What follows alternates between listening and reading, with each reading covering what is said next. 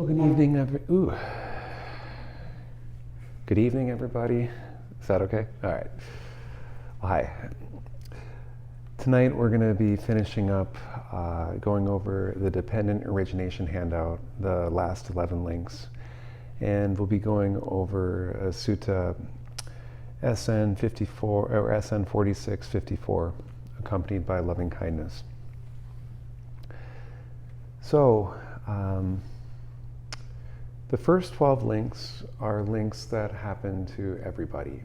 These are links that happen to an unenlightened mind whenever they're encountering phenomena. It's an explanation of existence. As we talked about, an explanation of existence and experience that doesn't necessitate the phantom self. The next 11 links we'll be talking about tonight are a little different. These are describing the progress of meditation by someone who takes on the path. So not everyone will experience these links.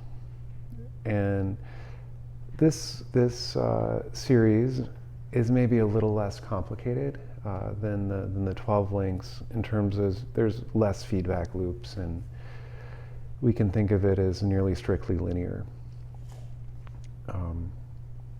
So the first link on the Transcendental Dependent Origination is called faith, sada, or confidence. Confidence or faith. This is the beginning of the path. Most people enter the path through suffering. They live enough life and they start getting an inkling of the Four Noble Truths. At least they know about the first one, and they're hopeful about the third one. They know there is suffering, and they're hopeful there is cessation of suffering. So there's a couple of other ways people might start this as well.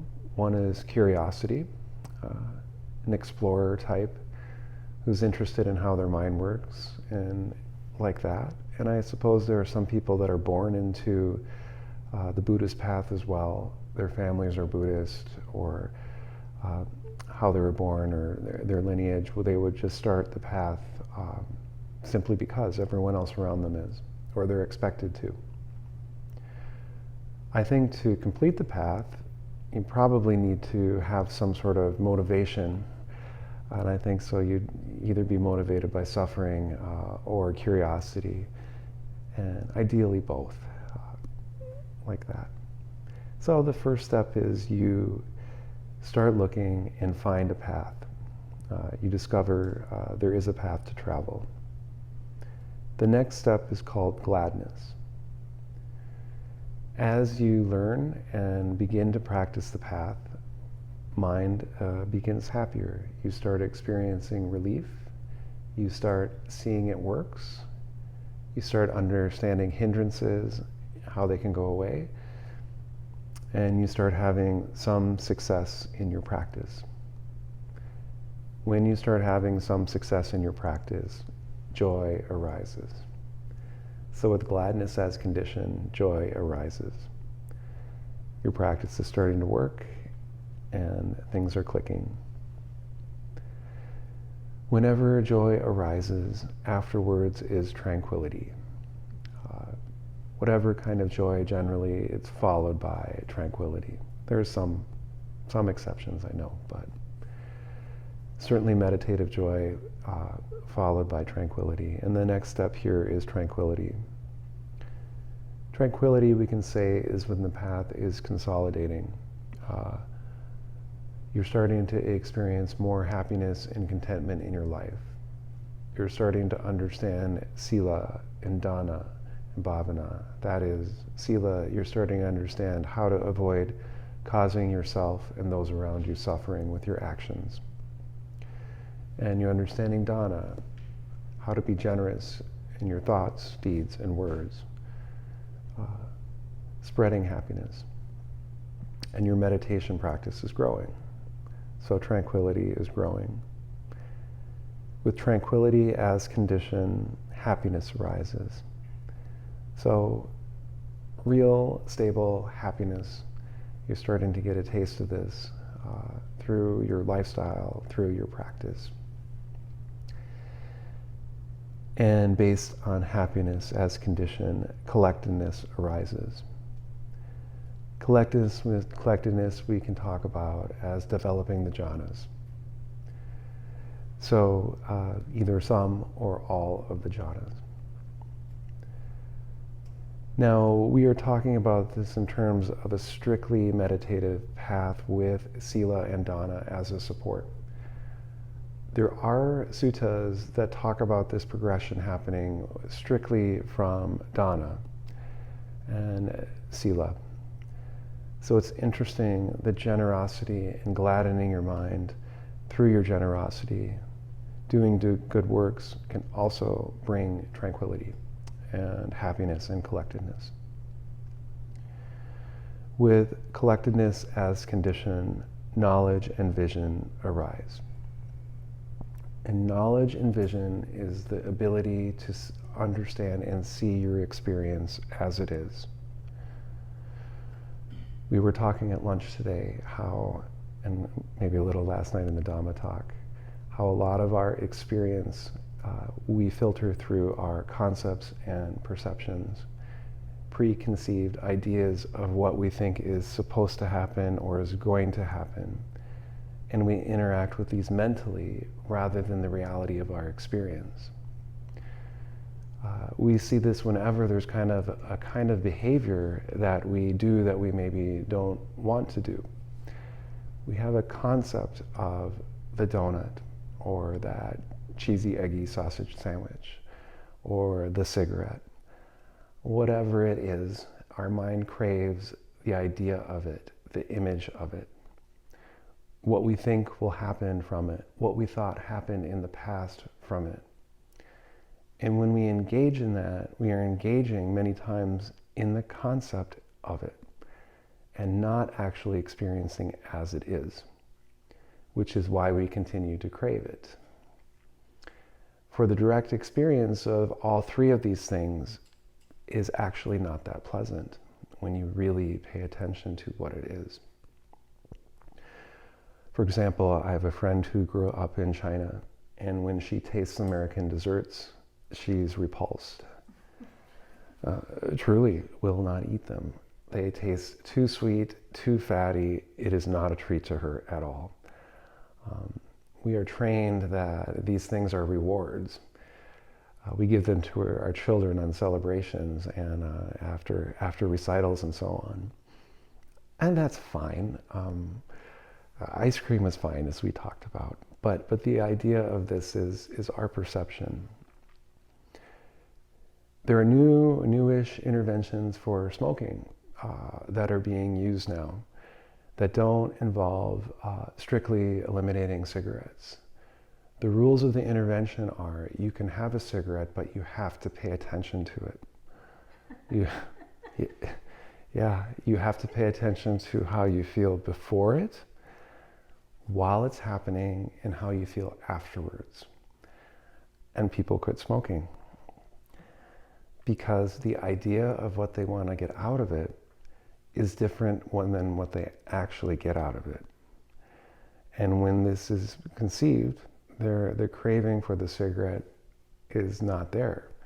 Perhaps there's a sadness because the thing they thought they could get is not available, but it's not the cigarette they were after.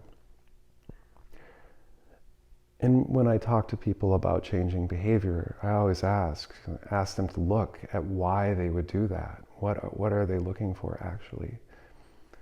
And they're usually looking for some kind of happiness or self-care, something to feel good, something to feel better, something to take care of themselves in some way, however that looks. And that drives that behavior, the seeking for happiness.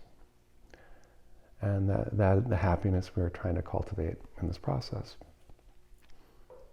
So looking directly at your experience leads to equanimity. When you look directly at your experience, it's probably going to be different than you imagined it would be. So There are three characteristics of phenomena that are talked about in Buddhism. Three characteristics that all phenomena have when we look for it. They are in English impermanence, dissatisfaction, and not self. I think one of these, maybe two of these, is good translations. Anicca is impermanence, dukkha, dissatisfaction, and anatta is non-self. As we start looking at our experience directly, we cannot help but notice these. And as in your meditation experience, many of you are starting to see these directly. That what arises is impermanent, what arises is unsatisfactory, and what arises is happening all on its own. Learning more about these is useful because it can help you understand your phenomena. But learning meditation with the lens of dependent origination, you will naturally start to observe these. It's written, one who sees dependent origination will see the three characteristics. But the three characteristics are part of our direct sensory experience, and they're also a part of our macro experience.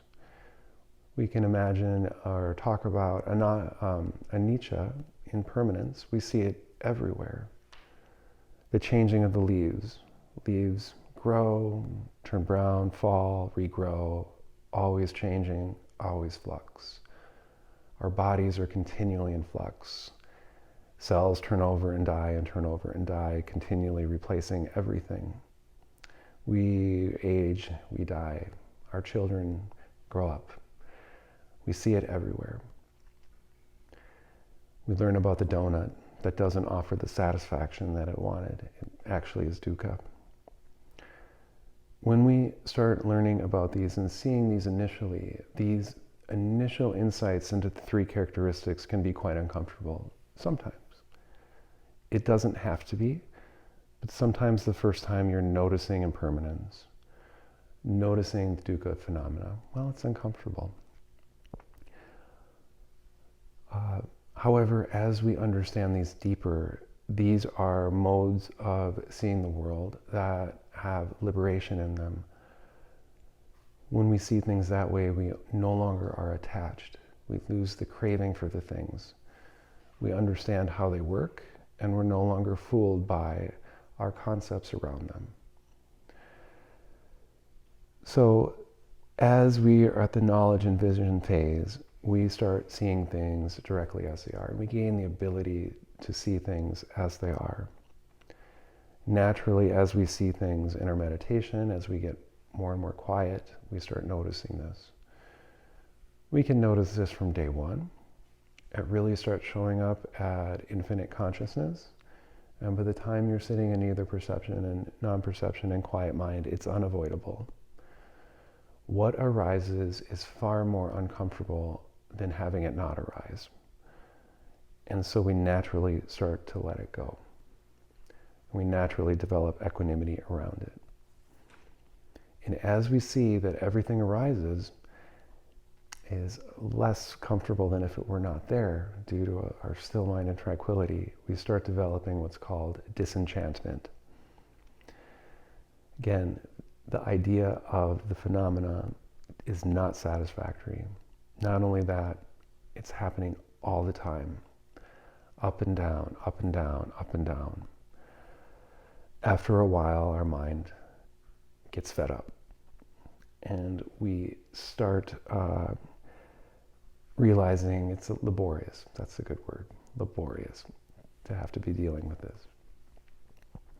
With time, seeing this enough, siksaring, we enter dispassion.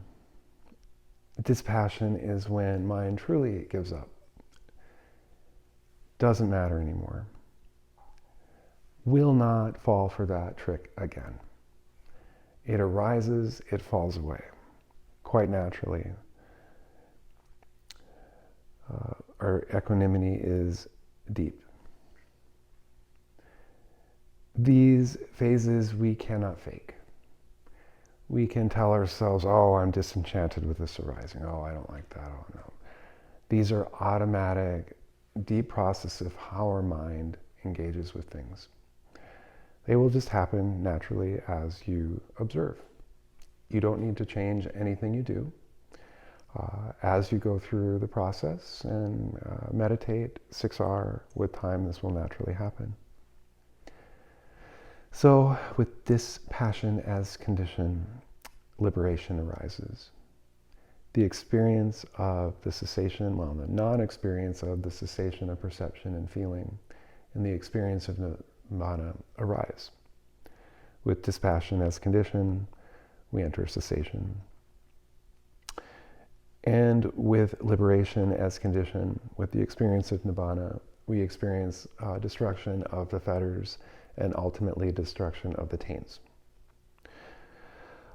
We experience this because we have a reference point now.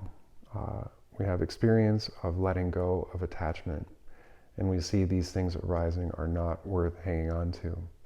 And we can see that on a deep level. As we do this over and over again, we reprogram and wear out the habit of lust, hatred, and delusion, the underlying tendency to engage in that. So this is the map. Now, obviously, a big problem of this map, as I told you, how cessation will happen. It happens after dispassion. That's okay. And anyone who's close to cessation may be worried about it anyway. If you find yourself in your meditation thinking, oh, cessation's about to happen, of course it's not. But that's a thought that still arises. So you let it go, you relax, and you come back. And if it keeps coming up, it can be helpful to go back a step or two. Go back to radiant equanimity to bring more balance to your mind, and naturally let mind slide back into quiet again. That can be helpful. These happen all on their own, in sequence, like that. So those are the transcendental links of dependent origination.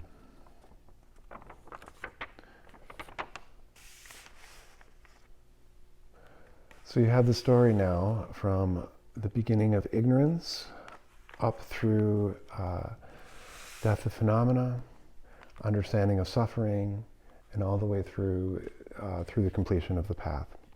So that's a map. The map, of course, is never the territory, but it can be comforting to know it works like this.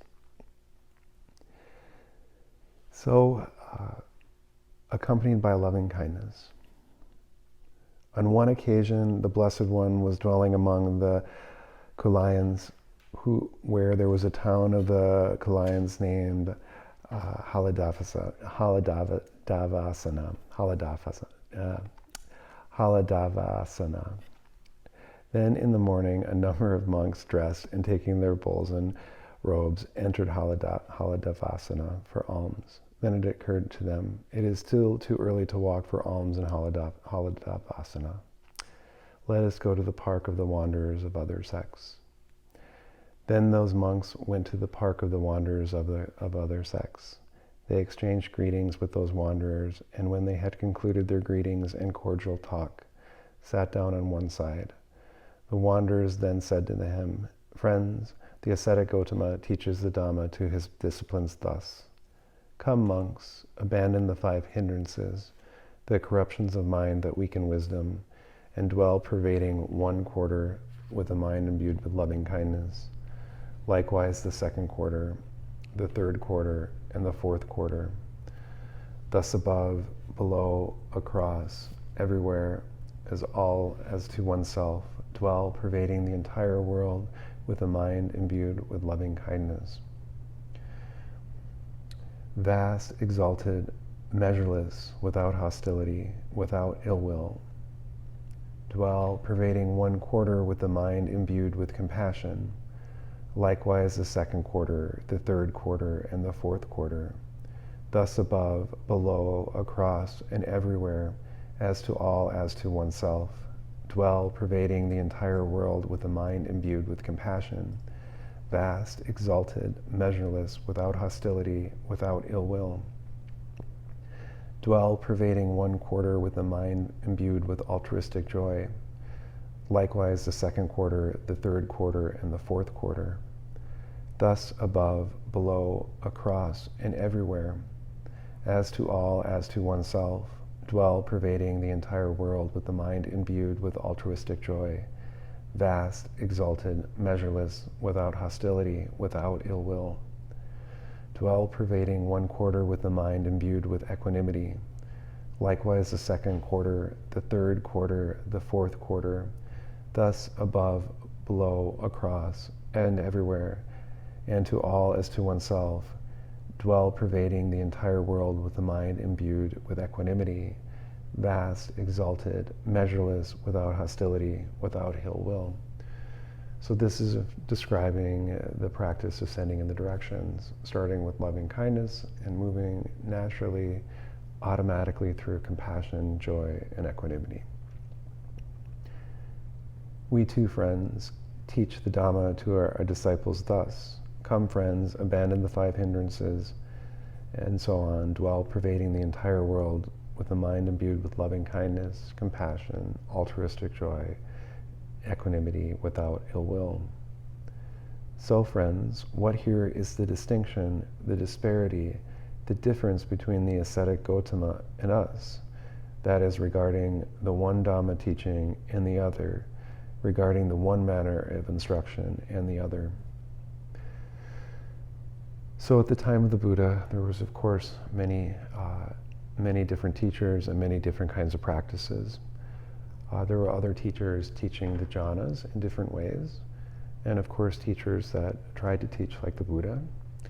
And so they would often meet teachers of different sects and debate and talk about their different views and practices and how they worked. So that's part of what's going on here. The monks did not know how to answer this kind of debate, and so they went back to the Blessed One. And I'd also like to point out that the Brahma-viharas are not exclusive to Buddhism, just like the breath is not exclusive to Buddhism. They, like the breath, are a natural human expression. We all have these innately in our makeup, to have loving and kindness and compassion for ourselves and all beings. And so this is, and we find this in many major world religions as well. So this is talking about how the Buddha's teaching is different and why it's different, and a little bit about the development of these. So a valid question. Then those monks neither delighted in nor rejected the statement of those wanderers. Without delighting in it, without rejecting it, they rose from their seats and left, thinking, "We shall learn the meaning of this statement in the presence of the Blessed One." Then when those monks had walked for alms in Haladavasana and had returned from the alms round, after their meal they approached the Blessed One. Having paid homage to him, they sat down at one side and reported to him the entire discussion between those wanderers and themselves. The Blessed One said, "Monks, when wanderers of other sects speak thus, they should be asked, 'Friends, how is the liberation of the mind by loving kindness developed? What does it have as its destination, culmination, its fruit, its final goal? How is the liberation of mind by compassion developed? What does it have as its destination, its culmination, its fruit, its final goal? How is the liberation of mind by altruistic joy developed? What does it have at its destination, its culmination, its fruit, its final goal? How is it that the liberation of mind by equanimity is developed? What does it have as its destination, its culmination, its fruit, its final goal?" Being asked thus, those wanderers would not be able to reply, and further, they would meet with vexation. For what reason? Because that would not be within their domain. I do not see anyone, monks, in this world with its devas, maras, and Brahma, In this generation, with its ascetics and Brahmins, its devas and humans, who could satisfy the mind with an answer to these questions except the Tathagata, or a disciple of the Tathagata, or one who has heard it from them? And how, monks, is the liberation of mind by loving kindness developed?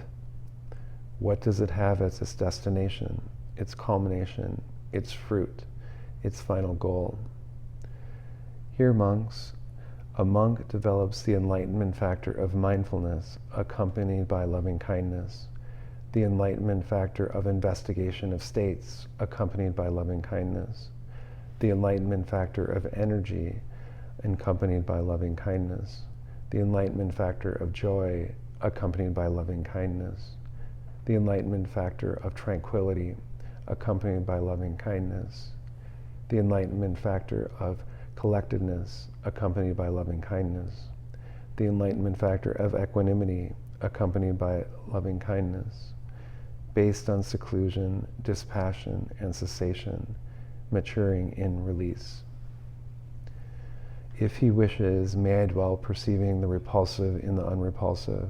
He dwells perceiving the repulsive in the unrepulsive. If he wishes, may I dwell perceiving the unrepulsive in the repulsive. He dwells perceiving the unrepulsive therein. If he wishes, may I dwell perceiving the repulsive in the unrepulsive, and in the repulsive, he dwells perceiving the repulsive therein. If he wishes, may I dwell perceiving the unrepulsive in the repulsive, and in the unrepulsive, he dwells perceiving the unrepulsive therein. If he wishes, avoiding both the unrepulsive and the repulsive, may I dwell equanimously, mindfully, and clearly comprehending. Then he dwells therein equanimously, mindful and clearly comprehending. Or else he enters in the deliverance of the beautiful. Monks, the liberation of mind by loving kindness has the beautiful as its culmination, I say, for a wise monk here who has not penetrated to a superior liberation. So, that's quite a paragraph. He's saying loving kindness culminates in the beautiful. The beautiful is another word for the fourth jhana. So the cultivation of loving kindness will take you as far as the fourth jhana. Also saying the cultivation of loving kindness can take you all the way to liberation. Now that is possible too. The phrasing, may I dwell perceiving the repulsive in the unrepulsive. So these phrases are referring to sense door mastery. They're referring to the ability of someone who has worked with this to quickly change their perceptions of things. This is actually described as one of the super mundane powers that people develop, the ability to change immediately without any trouble or effort their perception of things. And this is something we are all training for right now. So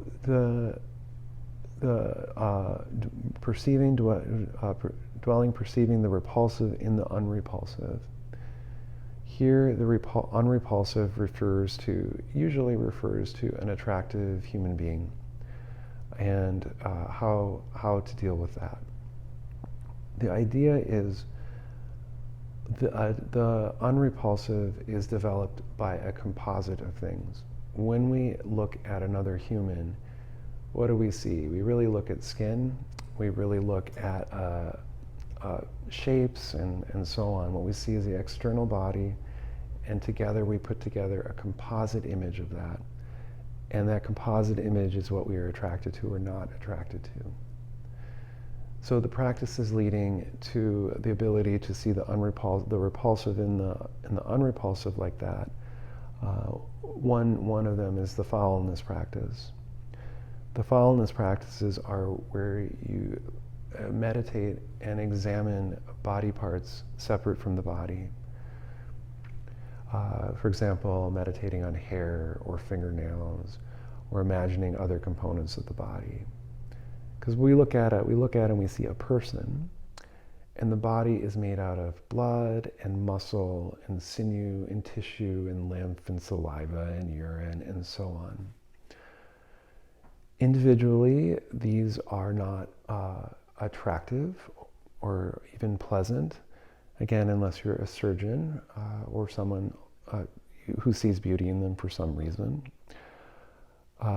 By this meditation on this, one is able to deconstruct the constructed image of a person, and therefore develop equanimity around that. It is, as Bhante was fond of saying, you don't look at someone and say, oh, what a nice large intestine on them. That's quite nice lymph. Like, that's not where those ideas of attraction or non-attraction come from. They come from the composite image. And then if he wishes, may I dwell perceiving the unrepulsive in the repulsive. There's two approaches talked about here. One is something repulsive that revolts us or we find unattractive. Pervading it with loving kindness. Pervading it with loving kindness, or the brahma-viharas, is one practice they talk about. And the other one is viewing it in terms of the elements, viewing it in terms of its component parts. As we talked about viewing it in terms of elements, yesterday the elements are earth, fire, air, water. These are modes of our sensory experience, so hardness or resistance. Air is movement. Fire is heat or vibration, and water is cohesion. And we can start deconstructing our direct experience of anything that way. So slightly different training methods for each, but they're basically deconstructing the constructed experience of what it is. For the component parts, we naturally develop equanimity for, as we've been talking about, where the constructed part, we do not. That's where we find our attachments. May I dwell perceiving the unrepulsive perceiving the repulsive in the unrepulsive and the repulsive. So this is working with the two different modes simultaneously as they wish. That's what the others mean, doing both. And then avoiding both the unrepulsive and the repulsive, may I dwell equanimously, mindful and clearly comprehending. So this implies potentially the capacity to dwell with equanimity or with the composite image. That is the siddhi, I think, yeah? That is the supramundane capacity to dwell truly equanimously with whatever arises and however you choose to see it. And then we move backwards and we go over the enlightenment factors. Here a monk develops the enlightenment factor of mindfulness. So, fortunately, we are in the chapter of enlightenment factors. And nearby there is a sutta, Sutta 46.54 called nutriment. That goes over exactly what the enlightenment factors, how to cultivate them. So nutriment, I think I've used that word but haven't talked about it. Nutriment means supporting condition. You think of nutrition for the body, or you give fertilizer for a plant, it helps it grow, it's a supporting condition. So it's by leaning into or cultivating the nutriment, you support the growth of whatever it is. And what, monks, is the nutriment for the arising of the unarisen enlightenment factor of mindfulness and the fulfillment by development of the arisen enlightenment factor of mindfulness? So this is talking about how to generate mindfulness, the enlightenment factor of mindfulness if it's not been generated, and how to fully develop it. The enlightenment factors can be fully developed. When they're fully developed, that's synonymous with arahatship. We talked about mindfulness becoming effortless, the baseline, unavoidable. well, it just is what happens is pure mindfulness. No disturbance, or would there be? And that's the full development of an enlightenment factor when it becomes completely effortless and baseline. Until then, we work on the development of them. And mindfulness, we know, is mindfulness, remembering to observe the movements of mind attention. Simply like that. So there are amongst things that are the basis for the enlightenment factor of mindfulness. Frequently giving careful attention to them is the nutriment for the arising of the unarisen enlightenment factor of mindfulness, and for the fulfillment by development of the arisen enlightenment factor of mindfulness. And it doesn't say what those things are, but those things are listed as being mindful as much as possible. So having mindfulness in all your activities in clear comprehension as much as possible. So be as mindful as you can, and that will help you develop your enlightenment factor. Also, associating with people who have developed the enlightenment factor of mindfulness. That will help. And avoiding association with people that do not cultivate the enlightenment factor of mindfulness. So this is a function of Sangha. We help each other develop our mindfulness and enlightenment factors. And the fourth one is inclining the mind to develop the enlightenment factor of mindfulness, simply intending to develop it. This is actually important. We can ask our mind to do things. We can ask it, as we talked about with determinations, we can incline it to wake it up at a particular time or ask it to do so. And so we can turn our mind to the development of the mindfulness enlightenment factor on purpose. And also through inclining our mind, we can utilize and bring up the enlightenment factor of mindfulness. And this is relevant for our moment-to-moment meditation. The enlightenment factors are things that we can adjust in real time. We can bring them up, incline the mind more or less to some of them, or not. And this helps our meditation go better. And in fact, entering cessation happens when the enlightenment factors are balanced. It's not about the intensity of any given enlightenment factor. It's about how they balance together and fit like a key in a lock. They have to be present, they have to be strong enough, but it doesn't mean we get ramp up mindfulness as strong as possible, and that's going to work. It's about how mind works together and we maintain balance, and like that. And so that's the first one, mindfulness. And what, monks, is the nutriment for the arising of the unarisen enlightenment factor of discrimination of states, and for the fulfillment by development of the arisen enlightenment factor of discrimination of states. So discrimination of states is simply learning to look at your experience, simply to learning to look at a metacognitive level of what is happening, what is present, what is in the mind or not, how is it working, looking directly, like we were talking about, through concepts and what your experience is, and just even being able to look at it one way or the other. Most people spend a lot of time not even knowing they have an experience separate from their concepts, not even knowing that's a thing, and living in a world, kind of virtual reality of concepts. So there are amongst wholesome and unwholesome states, blamable and blameless states, inferior and superior states, dark and bright states with their counterparts. Frequently giving careful attention to them is the nutriment for the arising of the unarisen enlightenment factor of discrimination of states, and for the fulfillment by development of the arisen enlightenment factor of discrimination of states. So understanding that there are the wholesome and unwholesome, bright and dark, useful and not useful, and learning to examine them. Commentary also lists the other three we had talked about: association with people that are developing this, non-associated with people that are not developing this enlightenment factor, and inclining mind towards the development of this. And also it is asking questions and developing understanding of the operation of the six sense bases, of the elements, and of the aggregates.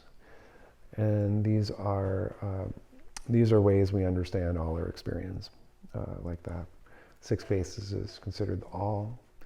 The enlightenment factors are, or the elements are exhaustive description of how we experience form. And the aggregates, as we'll talk about, are ways of looking at our entire experience and the working of our mind and body. So asking questions and developing these helps you understand and discrimination of states. Pretty logical. So with mindfulness as condition, thus we support the discrimination of states. More mindfulness allows us to develop this factor. In what monks is the nutriment for the arising of the unarisen enlightenment factor of energy and the fulfillment by development of the arisen enlightenment factor of energy? There are amongst the element of arousal, the element of endeavor, the element of exertion. Frequently giving careful attention to them is nutriment for the arising of the unarisen enlightenment factor of energy and the fulfillment by development of the arisen enlightenment factor of energy. So the element of being awake, the element of striving, the element of putting some degree of attention into what you're doing. They also give the other three that we talk about, right association with people, also cultivating this, inclining your mind, like that. And then recollections that inspire earnest effort, recollecting the idea of samsara, recollecting a teacher, how they inspire you, things that inspire you to act. These are things that are nutriment for the arising of the unarisen enlightenment factor of energy. And as we understand these and we incline our mind to them, we don't have to do all these things to make them go, to incline our mind. When we know what energy is, when you really get that down, you just incline your mind to it. It can be that simple. Just like you smile and bring up loving kindness, you incline your mind to energy as you become familiar with these.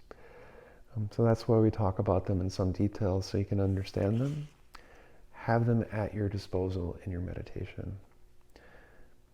And what, monks, is the nutriment for the arising of the unarisen enlightenment factor of joy and for fulfillment by development of the arisen enlightenment factor of joy? There are, monks, things that are the basis for enlightenment factor of joy.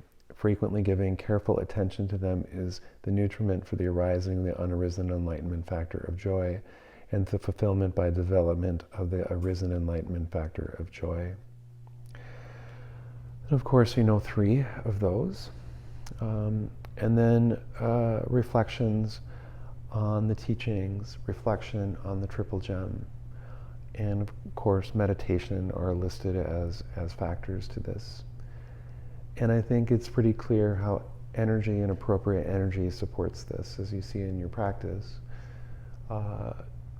Appropriately energetic meditation leads to joy arising.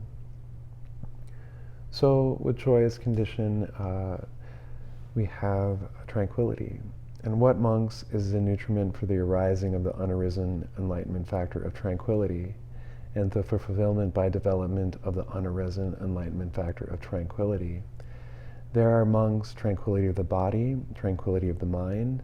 Frequently giving careful attention to them is a nutriment for the arising of the unarisen enlightenment factor of tranquility and for the fulfillment by development of the arisen enlightenment factor of tranquility. So of course, tranquility is just that, tranquility, being calm in body and mind. Things that support this are good posture, good food, good surroundings, and the other three, association with wise persons, avoiding unwise people, and inclining one's minds for the development. And as you know, tranquility arises naturally after joy.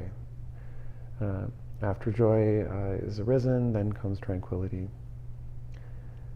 And what, monks, is the nutriment for the arising of the unarisen enlightenment factor of collectedness, and the fulfillment by development of the arisen enlightenment factor of collectedness? There are, monks, the sign of serenity, the sign of non-dispersal. Frequently giving attention to them is the nutriment for the arising of the unarisen enlightenment factor of collectedness, and for the fulfillment of development of the arisen enlightenment factor of collectedness. So when it is that mind is collected and calm, this facilitates collectedness. When mind is, and this is, they talk about being skilled with your meditation, being skilled with your practice, and diligent with your practice, with your 6 hours and meditating will help bring up collectedness. We can think of collectedness also as a degree of stillness of mind, calming and slowing of mind, like that.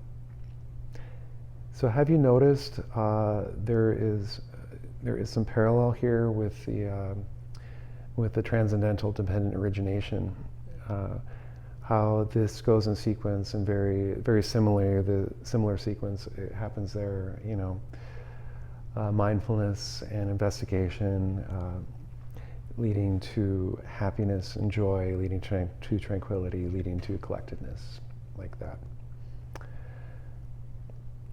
And what, monks, is the development for the arising of the unarisen enlightenment factor of equanimity, and for the fulfillment by development of the arisen enlightenment factor of equanimity? There are, monks, things that are the basis for the enlightenment factor of equanimity. Frequently giving careful attention to them is the nutriment for the arising of the unarisen enlightenment factor of equanimity, and for the fulfillment by development of the arisen enlightenment factor of equanimity.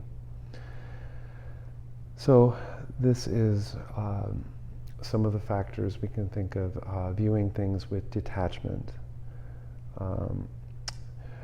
like that, viewing people with detachment, association with people who are cultivating this, of course your meditation practice, developing collectedness. So that's the 7 enlightenment factors. They develop in sequence like that, as a basis for one another. They develop naturally in the course of your meditation, and they are available to you simultaneously as you work at your meditation. You can learn what they are individually, and if you notice imbalance in your practice in a particular way, you can apply them. And if you're not noticing a discrimination, like, oh, what I really need is more collectedness here, you can think about in terms of too much or too little energy, too much restlessness or too much sloth and torpor. And they work together as a group. So the first 3, the mindfulness, investigation of states, and energy, when you incline toward them, they add more energy into mind. They balance sloth and torpor. And the last 3, the tranquility, the collectedness, and equanimity, when you incline towards them, they will balance energy, add more calm into the mind. And conversely, when you don't want to lean into these too much, when mind is cultivating very well, when you have a lot of constant collectedness, and mind is very still, you are at risk for dullness, yeah. And so leaning more into that is not a good balance. You just know that is the inclination of mind there. Naturally lead a little more into investigation. When we work with these, we work with them subtly, of course. If you really crank on one of them, it's going to imbalance the whole scale. You can think of the image of the scale, yeah, with joy in the middle, the energetic ones on one side, the calming ones on the other side. Joy is balancing, belonging right in the middle. And the joy can be energetic in and of itself. Leaning into joy too much can bring restlessness, of course. But ultimately, a happy mind is a balanced mind. When your mind is happy and balanced, you're untouchable. In fact, the Brahma-viharas are thought to be very protective meditations for this reason. When you have loving kindness, when you have joy, when you have tranquility in your mind, it's unshakable. People can say things to you, and your reaction from that place is one of, oh, geez, you're having a bad day, rather than taking it personally, and getting engaged with that. So when joy is present, when loving kindness is present, they are protective. So, and how, monks, is the liberation of mind by compassion developed? What does it have as its destination, its culmination, its fruit, its final goal? Here, monks, a monk develops the enlightenment factor of mindfulness, accompanied by compassion, enlightenment factor of investigation of states, the enlightenment factor of energy, the enlightenment factor of joy, the enlightenment factor of tranquility, the enlightenment factor of collectedness, the enlightenment factor of equanimity, accompanied by compassion, based on seclusion, dispassion, and cessation, maturing and release. If he wishes, may I dwell perceiving the repulsive in the unrepulsive. He dwells perceiving the repulsive therein. If he wishes, avoiding both the unrepulsive and the repulsive, may I dwell equanimously, mindful and clearly comprehending. Then he dwells therein equanimously, mindfully and clearly comprehending. Or else, with the complete transcendence of perception of forms, with the passing away of perception of sensory impingement, with non-attention to the perception of diversity, where that space is infinite, he enters and dwells in the base of infinity of space, of infinite space. Monks, the liberation of the mind by compassion has the base of infinite space as its culmination. I say for a wise monk here who has not penetrated to a superior liberation. In how, monks, is the liberation of mind by altruistic joy developed? What does it have its destination, its culmination, its fruit, its final goal? Here, monks, a monk develops the enlightenment factor of mindfulness, the enlightenment factor of investigation of states, the enlightenment factor of energy, the enlightenment factor of joy, the enlightenment factor of tranquility, the enlightenment factor of collectedness, the enlightenment factor of equanimity, accompanied by altruistic joy, based on seclusion, dispassion, and cessation, maturing in release. If he wishes, may I dwell perceiving the repulsive in the unrepulsive. He dwells perceiving the unrepulsive therein. If he wishes, avoiding both the unrepulsed and the unrepulsive and the repulsive, may I dwell equanimously, mindful and clearly comprehending. Then he dwells therein equanimously, mindful and clearly comprehending. Or else, by completely transcending the base of infinite space, aware that consciousness is infinite, he enters and dwells in the base of the infinity of consciousness. Monks, the liberation of mind by altruistic joy has the base of infinite consciousness as its culmination. I say for a wise monk here who has not penetrated to a superior liberation. And how, monks, is the liberation of mind by equanimity developed? What does it have as its destination, its culmination, its fruit, its final goal? Here, monks, a monk develops the enlightenment factor of mindfulness accompanied by equanimity, the enlightenment factor of investigation of states, the enlightenment factor of energy, the enlightenment factor of joy, the enlightenment factor of tranquility, the enlightenment factor of collectedness, the enlightenment factor of equanimity accompanied by equanimity, based on seclusion, dispassion, cessation, maturing in release. If he wishes, may I dwell perceiving the repulsive in the unrepulsive. He dwells perceiving the repulsive therein. If he wishes, avoiding both the unrepulsive and the repulsive, may I dwell equanimously, mindful and clearly comprehending.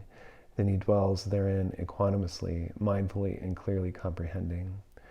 or else by completely transcending the base of the infinity of consciousness, aware that there is nothing, he enters and dwells in the base of nothingness. Monks, the liberation of mind by equanimity has the base of nothingness as its culmination. I say for a wise monk here who has not penetrated to superior liberation. And after equanimity, mind will incline to drop equanimity and enter into neither perception or non-perception. As one goes through neither perception or non-perception, the enlightenment factors are also present there, like that. So this sutta clearly states that each of the brahma-viharas reaches the fourth jhana or an arupa state, like that. And it talks about some unique features of the Buddha's teaching, namely developing